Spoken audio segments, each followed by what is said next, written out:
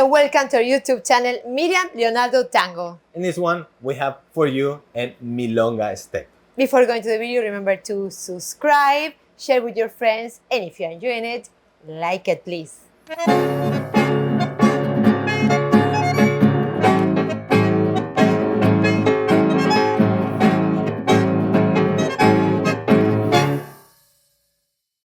Okay, here we are. We'll show you first the move. Rock step, back for the follower, front for the leader, side for both.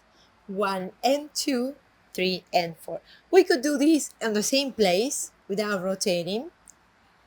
We do rock step, feet together, rock step, feet together. Or we can go around with the same figure in case of navigation's necessities. You need to be on the same place. So you do this, and then you're ready to navigate again. It's a very, very nice step, very, very useful. Let us rotate so you can follow us very, very quick. And we are going to do this.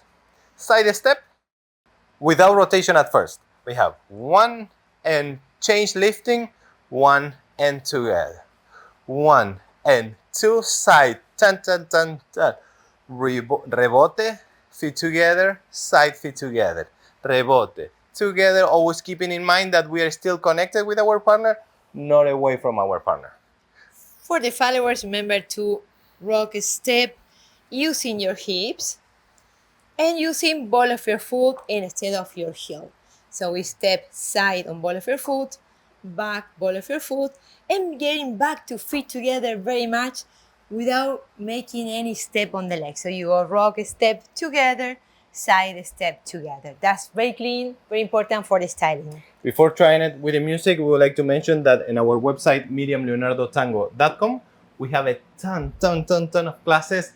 Milonga, tango, vals, tango nuevo, you name it. All about technique and about musicality. Check that out at miriamleonardotango.com. Now let's try this with the music. Absolutely.